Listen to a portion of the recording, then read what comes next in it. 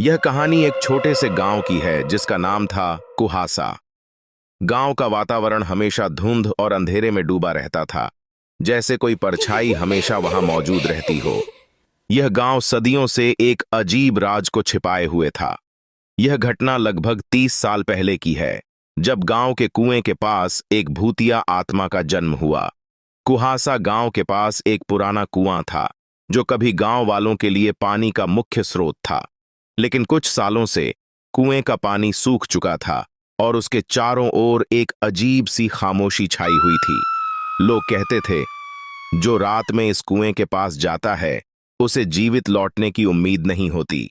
गांव में एक लड़का था, नाम था शिवम। शिवम बहुत ही साहसी था और हमेशा किसी न किसी रहस्य को सुलझाने का प्रयास करता था।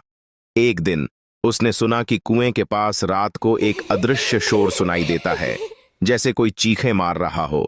गांव वाले उसे हमेशा इस जगह से दूर रहने की चेतावनी देते थे, लेकिन शिवम के मन में यह सवाल था कि आखिर क्या राज है उस कुएं में। शिवम एक रात तय करता है कि वह इस रहस्य को जानने जाएगा। जैसे ही रात का अंधेरा फैलता है, शिवम अपनी लैंप की रोशनी के साथ कुएं की ओर बढ़ता है। जैसे जैसे वह कुएं के करीब पहुंचता है, उसे महसूस होता है कि हवा में अजीब सी सिहरन है और चारों ओर घना अंधेरा छाया हुआ है। अचानक वह सुनता है एक हल्की सी आवाज, जो उसे मदद कहती सुनाई देती है। शिवम थोड़ी दूरी पर रुकता है और ध्यान से सुनता है। आवाज फिर से आती है, मदद करो, मुझे निकालो। वह धीरे धीरे कुएं के पास बढ़ता है और जैसे ही वह कुएं के किनारे पर पहुंचता है, उसकी नजर एक औरत के खून से सनी हुई शक्ल पर पड़ती है, जो कुएं से बाहर झांक रही होती है। वह औरत कुछ अजीब तरीके से हंस रही थी। उसकी आंखें पूरी तरह से सफेद हो चुकी थीं और उसके मुंह से खून की धारें बह रही थीं। तुम यहां क्यों आए हो? वह औरत चीखी। तुमने मेरे जैसी आत्मा को जगाया है, अब तुम बच नहीं पाओगे। शिवम बुरी तरह डर गया, लेकिन उसने हिम्मत जुटाकर पूछा, तुम कौन हो और तुम यहां क्यों फंसी हो? आत्मा ने धीरे धीरे अपना चेहरा शिवम के सामने लाकर कहा, मैं राधा हूं।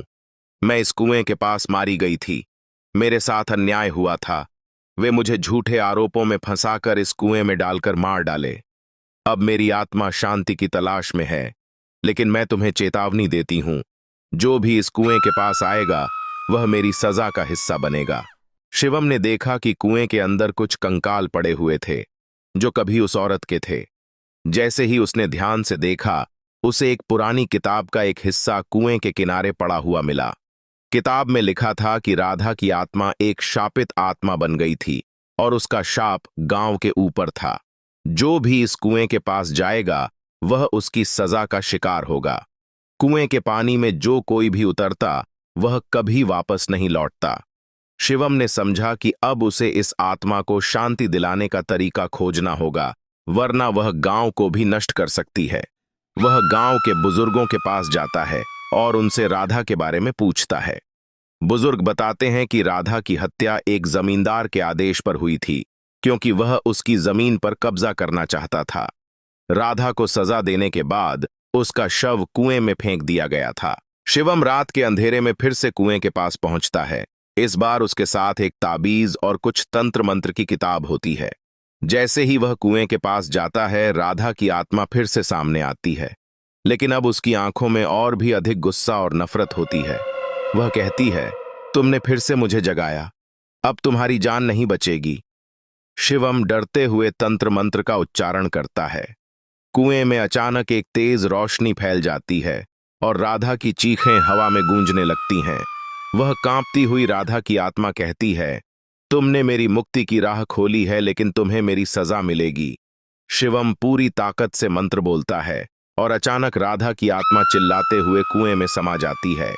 कुएं से पानी की एक तेज धारा बाहर फूटती है और वह डरावनी हवा शांत हो जाती है। जब सुबह होती है तो गांव में एक अजीब सी शांति फैल जाती है। कुआं पूरी तरह से सूख चुका होता है, लेकिन अब वहां कोई अजीब घटना नहीं घटती। राधा की आत्मा को मुक्ति मिल चुकी थी और गांव वाले अब शांति से रहते थे। शिवम ने जो किया वह गांव के लिए एक जीवनदायिनी साबित हुआ, लेकिन वह जानता था कि कोई रहस्य अगर सही समय पर नहीं सुलझाया जाए तो वह खौफनाक रूप में वापस लौट सकता है। कुहासा गांव फिर से पहले जैसा शांत था, लेकिन शिवम ने यह कभी नहीं भुलाया कि कभी कभी कुछ रहस्य हमें उस ताकत से भी ज्यादा खतरनाक हो सकते हैं जिसे हम समझने की कोशिश करते हैं। उम्मीद करता हूं आप लोगों को कहानी पसंद आई होगी। ऐसी और कहानियों के लिए चैनल को सब्सक्राइब जरूर करें।